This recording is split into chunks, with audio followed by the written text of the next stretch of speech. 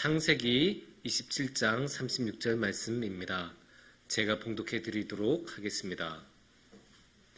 에서가 이르되 그의 이름을 야곱이라 함이 합당하지 아니하나이까.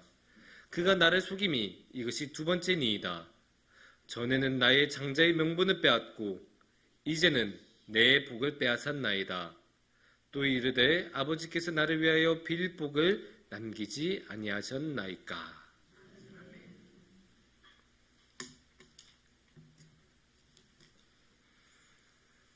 옛날에 배가 한 대가 있었어요. 일본에 이렇게 배가 이렇게 쭉 가고 있었어요. 근데 옛날 배니까 어떻겠어요? 지금 같은 이제 이렇게 가는 그런 모터로 이제 돌아가는 배가 아니고 딱 돛담배예요.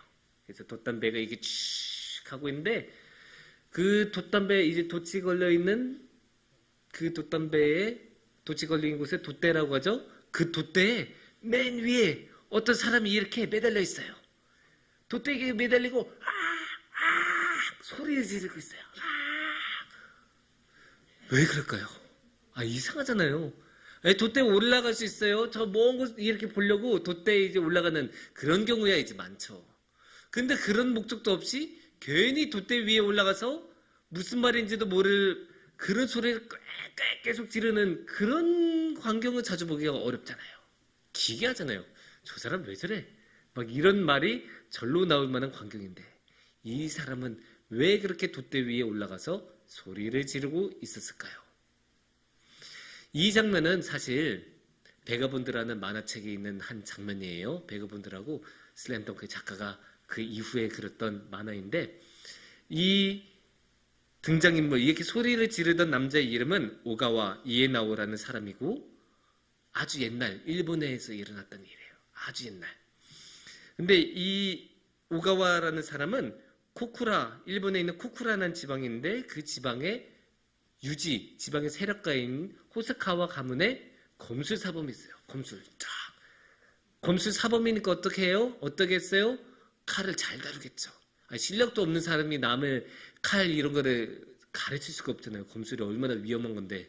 그래서 이 사람은 아주 검을 잘 다뤘기 때문에 검술 사범이 될 수도 있었고 또 실력이 이렇게 출중했던 만큼 일본 최고의 검사가 되기 위해서 아주 많은 노력했던 사람이에요. 실제로 실력도 뛰어났고 재능도 있었고 노력도 많이 하고 그러니까 당연히 나는 일본 최고의 검사가 될 거야 라는 마음으로 살아가는데 이 사람이 어느 날 희대의 천재 사사키 코지로를 만납니다. 자기는 진검, 진짜 검을 가지고 달려들었는데 그 사사키 코지로라는 사람은 나뭇가지 하나로 휙휙휙 하더니 졌어요. 그거 보고 이 세상에 이런 천재도 있는가? 요새 그런 말 많이 하잖아요. 벽을 느꼈다. 나는 100년을 노력하고 힘을 쓰고 연습해도 이 사람한테는 안 되겠다. 100번 싸우면 100번 지겠구나 라는 생각이 들어서 세계 최고, 일본 최고가 되겠다는 그 꿈을 버립니다. 그리고 나는 최고가 될 바에는 더 이상 최고가 되지 못할 바에는 검도 버리겠다. 그러면서 아예 검으로 살아가는 세상을 버려요. 그러면서 그 삶을 버리면서 또 근데 아쉬움은 남아있을 거 아니에요. 그래서 그 아쉬움 때문에 그렇게 울분을 토하느라고 그렇게 돛대 위에 올라간 거예요. 근데 이제 우리 입장에서 좀 그렇잖아요. 그만둘 수도 있고 1등도 못할 수 있는데 그렇다고 저 위에 올라가냐. 무슨 청승 맞은 무슨 유세 부린 것도 아니고 왜 그래 막 이런 마음이 드실 수 있어요. 충분히 우리는 그렇게 생각할 수 있는데 일본 사회의 맥락에서는 그렇게 오가와처럼 행동할 수 있어요. 왜냐? 일본은 검이 이거이기 때문이에요. 우리나라 조선은 어땠어요? 우리나라의 조선의 지배층은 양반이었죠. 그 양반은 어떤 사람들이에요? 문인이잖아요. 문인. 글 쓰고 글 읽고 책 많이 읽고 막 그런 문인들이에요. 그런데 일본은 지배계층이 어떤 사람들이에요? 무사예요. 항상 칼 여기 2개 이렇게 딱 차고 다니는 무사. 그래서 검은 일본 무사의 자존심이에요. 일본 지배계층의 자존심인 거예요. 그리고 사람들은 항상 1등하고 싶어 하잖아요. 옛날에 좀 오래전 얘기는 하지만 육룡의 나르샤라는 드라마 있었죠? 거기서 맨날 말하는 게 뭐예요? 내가 자만제 이겁니다. 막 외치는 사람이 있었잖아요. 그것처럼 일본에서도 최고가 되고 싶었는 거예요. 물론 일본 사람들은 이렇게 사만 제이겁니다, 조선 제이겁니다라고 하면 웃어요. 그게 왜 그러냐? 그 백인이 랩을 한다고 하면 흑인 친구들이 웃잖아요. 아유, 무슨 백인이 랩을 해? 흑인 앞에서 백인이 랩을 한다고? 막 이런 반응 보이는데, 일본 사람들도 왜 임진왜란 같은데 그런 기록 같은 거 보면, 아이고, 조선 애들이 칼을 쓴다고? 일본 애들 앞에서 이렇게 비웃는 게 당연했대요. 그만큼 일본은 칼도 뛰어났고, 일본도가 뛰어나기도 했고, 일본 검술은 더 뛰어났어요. 우리나라가 잘하는 거는 활이었어요. 검이 아니었어요, 참고로. 우리나라는 활을 잘 썼지 검을 그렇게까지 잘 쓰진 않았어요.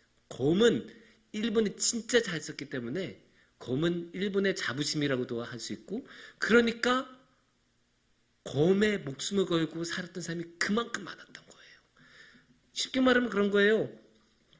최고의 남자, 검을 제일 잘 쓰는 남자. 당시에는 그런 공식이었어요. 검을 제일 잘 쓴 게 최고다.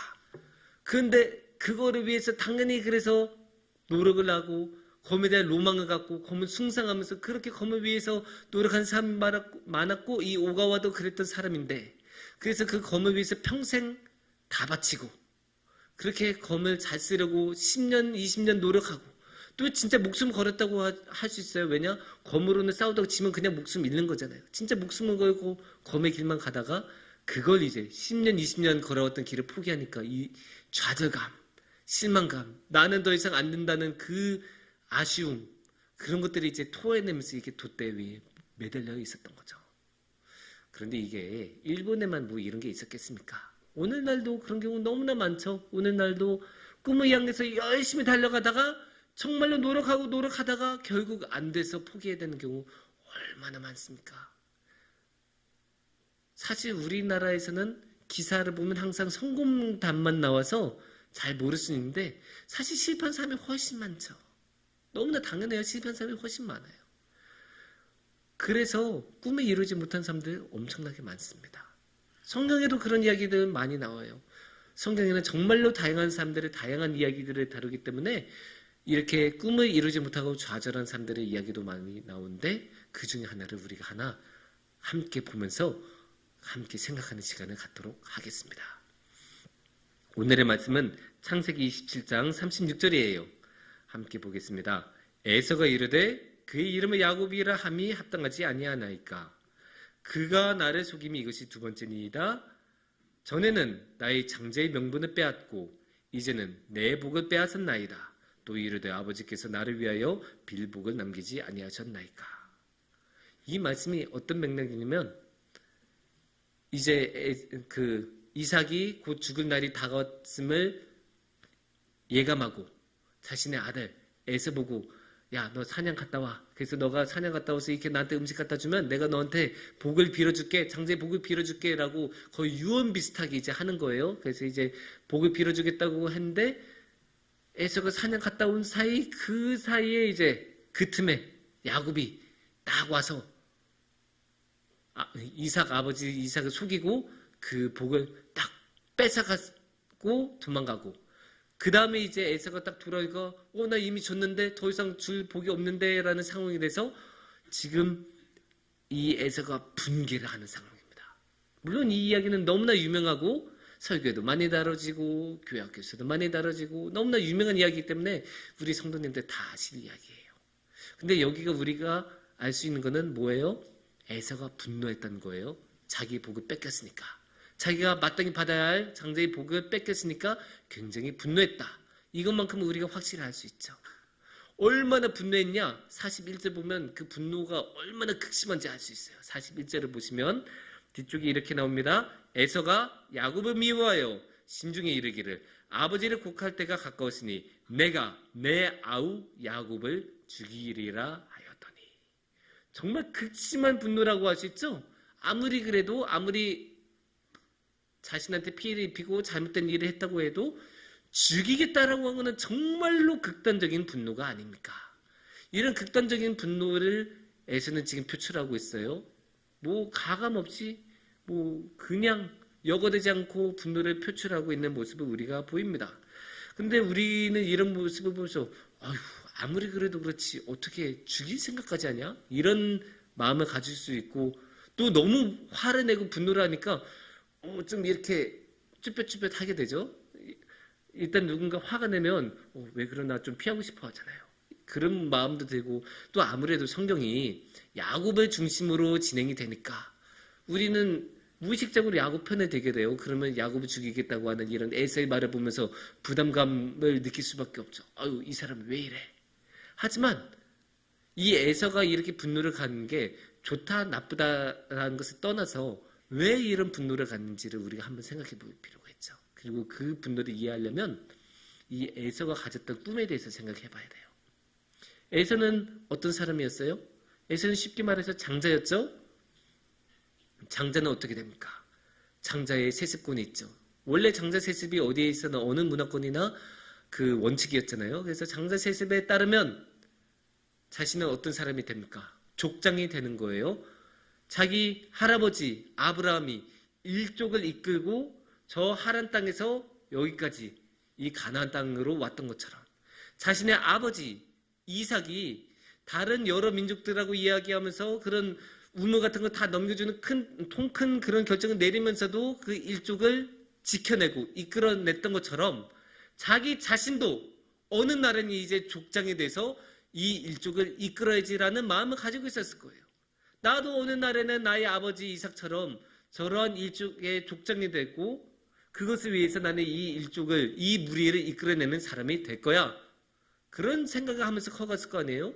그것을 위해서 배우기도 하고 공부도 하고 또 거기에 맞춰서 훈련도 하고 연습도 하고 그러한 사람이 되려고 무진장 애쓰고 노력을 했을 겁니다. 많은 노력이 이었을 텐데 또 그만한 책임감도 가지고 살아갔을 거고 그러한 와중에 어느 날 이제 아버지 이삭이 부른 거예요. 얘야, 이제 내가 살 날이 얼마 안 남은 것 같다. 그러니까 너 저기 가서 그거 가져오면 내가 보고 줄게. 이 말을 들었을 때 에서는 어땠을 거예요? 어땠을까요? 아, 드디어 때가 됐구나. 내가 평생을 족장이 되기 위해서 살아오고 준비를 해왔는데 이제 내가 드디어 족장이 되는구나. 드디어 이 일족의 리더가 되겠구나. 그 생각을 할 거 아니에요? 평생을 그 꿈만을 가지고 살아왔는데 이제 그 꿈이 이루어지기 직전이에요. 그래서 열심히 노력해서 고기를 이게 딱 가지고 왔는데 웬걸 빼앗겼다는 거예요. 얼마나 화가 나요? 자신이 평생 뭐 30년이든 40년이든 평생 그거 하나만 바라보고 살아왔는데 그걸 못하게 된 거예요. 우리가 다시 한번 36절을 보시면 이렇게 나오죠. 후반부에 전에는 야곱이 전에는 나의 장자의 명분을 빼앗고 이제는 내 복을 빼앗았나이다. 이렇게 나와요. 장자의 명분을 빼앗고 복을 빼앗았나이다. 에서가 자신이 장자라는 것을 증명해낼 수 있는 두 가지. 장자의 명분, 태어나면서 태생적으로 얻는 장자의 명분, 그리고 자신의 아버지가 세상을 떠날 때 주는 장자의 복. 이 두 가지를 통해서 자신의 장자라는 것을 보여주는 건데 우리가 주민등록증 보여주면서 나 이런 사람입니다 증명하는 것처럼 그 두 가지 명분하고 복을 가지고 자신이 장자라는 것을 보여주는데 그 두 가지를 야곱이 다 빼앗아 갔어요. 다 빼앗긴 거예요. 그러니까 이제 에서는 자신이 장자라고 내세울 수 있는 게 없어요. 증명해낼 수 있는 게 없어요. 야곱이 다 가져갔으니까. 그러니까 뭐예요?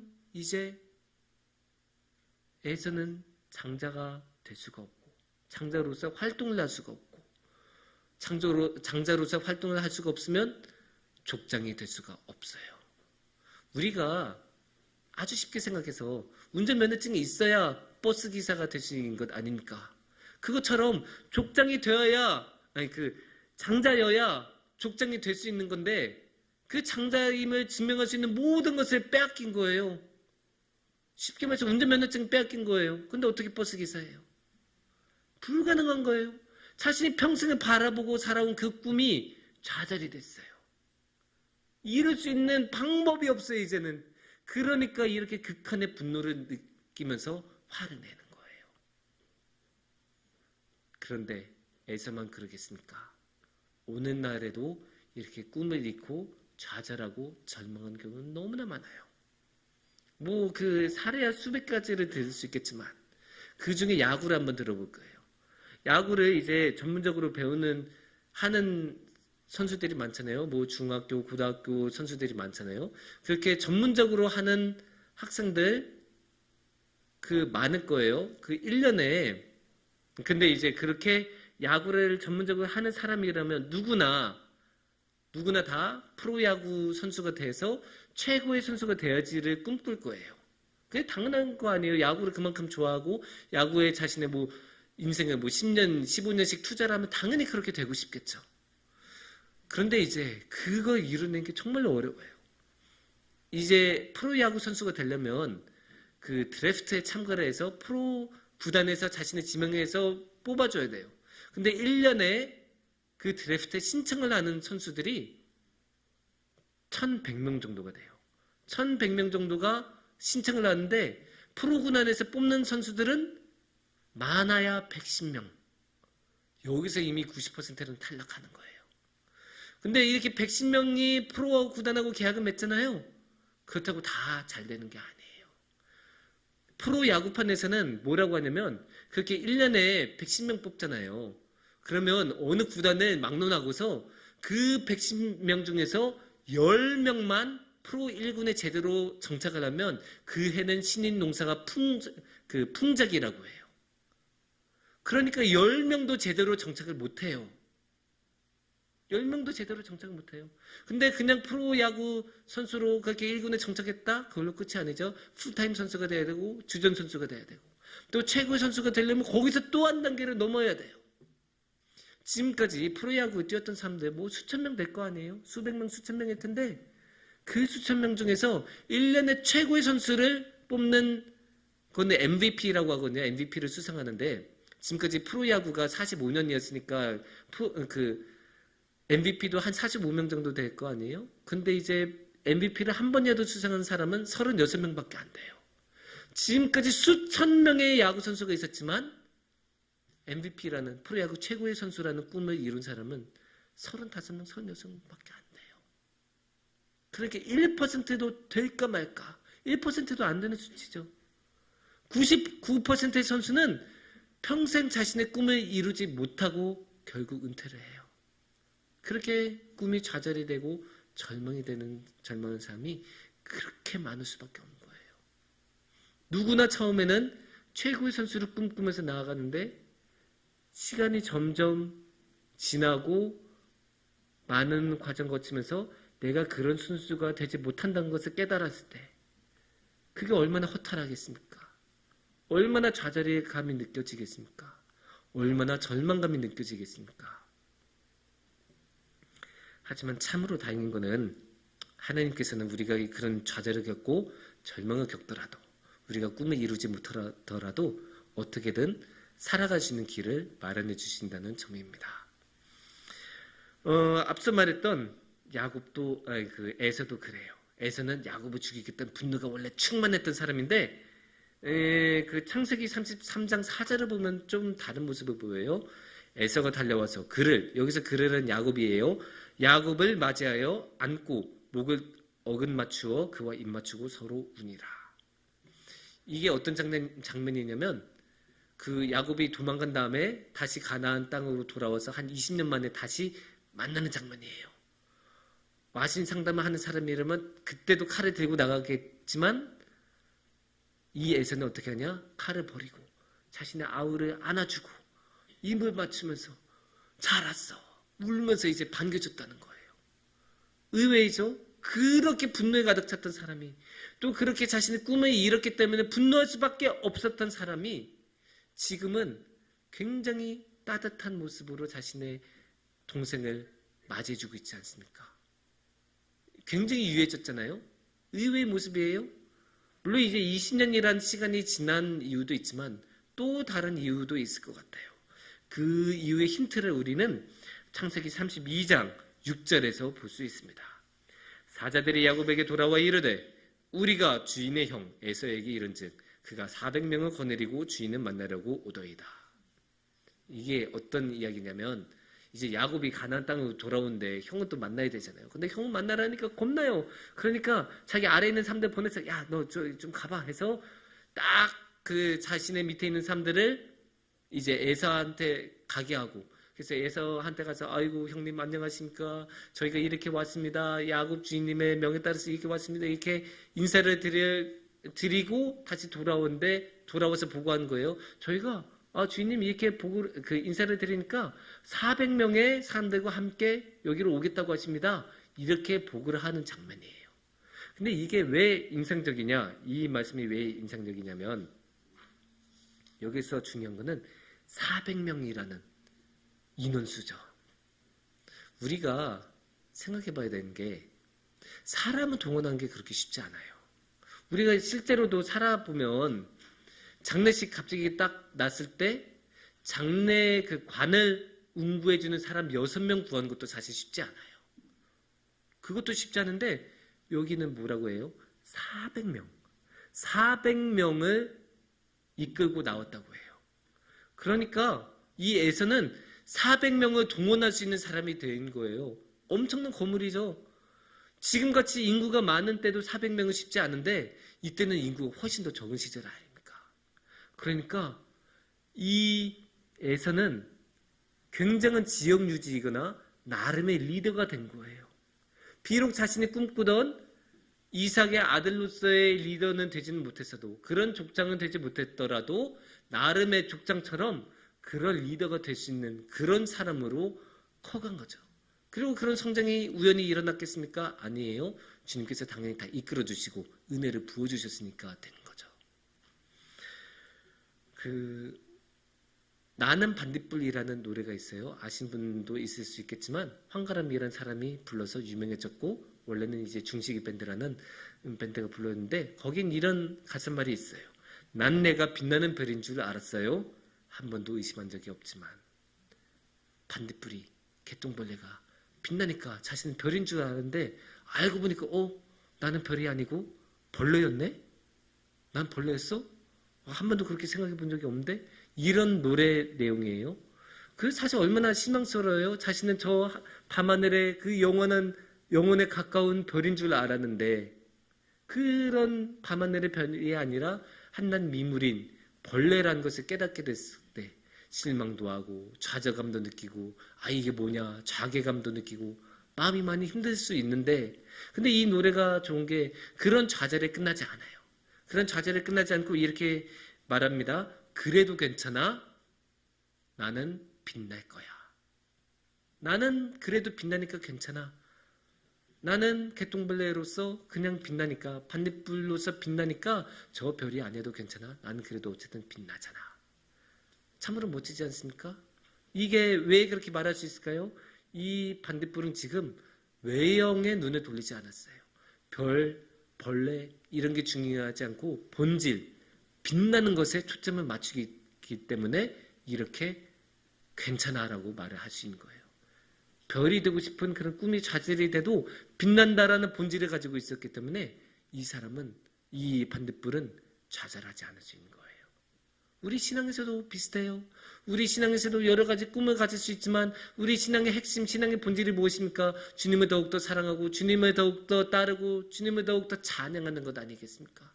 그러니까 우리의 삶이 어떤 모습이더라도, 우리의 직장이 어떻더라도, 우리의 지금 건강 상태가 현재 어떻더라도 내가 주님을 찬양하고 주님을 따를 수 있다면 그러면 괜찮은 거예요.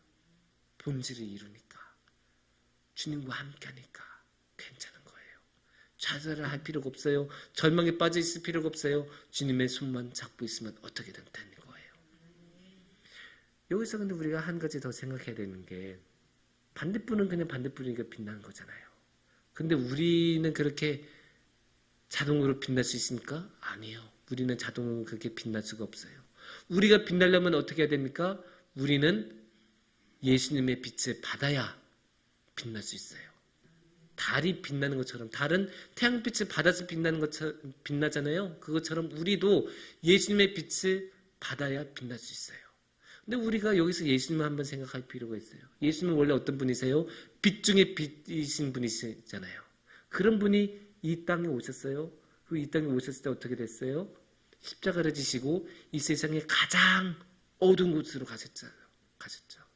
원래 예수님은 빛 중에 빛이니까 빛나시는 분이시고 빛나셔야 하는 분이시는데 이 세상에서 예수님은 어둡고 어두운 십자가에서 생을 마감하시잖아요. 완전히 다르잖아요. 보통 사람이면 여기서 좌절감을 느끼고 자신의 꿈이, 자신의 본질이 이루어지지 못했다고 생각하고 슬퍼하고 한탄하고 그랬을 텐데 예수님은 그러지 않으세요. 예수님은 스스로 그 어둠으로 나아가시고 빛이시지만 그 빛이 이루어지지 않더라도 상관없다. 나는 어둠 속으로 나아간다라고 말하세요. 왜냐? 그렇게 어둠 속으로 나아가셔야 우리에게 빛을 주실 수 있으니까.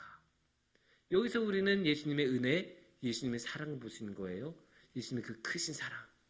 우리를 빛나게 해주시려고 자신이 어둠 속으로 가는 그 빛나는 사랑을 우리는 주님을 통해 볼 수 있습니다. 사랑하는 성도님들, 우리 모두 꿈을 다 이루면서 살아가면 참 좋겠죠. 하지만 안타깝게도 꿈은 이루어지는 경우보다 이루어지지 않는 경우가 훨씬 더 많습니다. 참 잔인하고 슬픈 현실적인 이야기지만 현실이 그렇고 우리가 살아가는 사회가 그렇습니다. 하지만 다행히도 주님은 꿈이 좌절된 사람들에게 길을 열어주시고 그 사람들하고 함께 하시려고 항상 우리 곁에 계세요. 우리 곁에 계시려고 본인의 그 가장 그 빛나는 모습을 포기하시면서까지 그 어둠 속으로 오신 분이 주님이십니다. 그 주님을 우리가 항상 기억하고 특히 우리가 지금 사순절 기간이니까 우리를 위해 그 빛을 모두 포기하시고 어둠 속으로 오신 우리 주님을 우리가 기억하고 주님을 붙들고 주님과 함께하는 복이 넘치도록 축원합니다.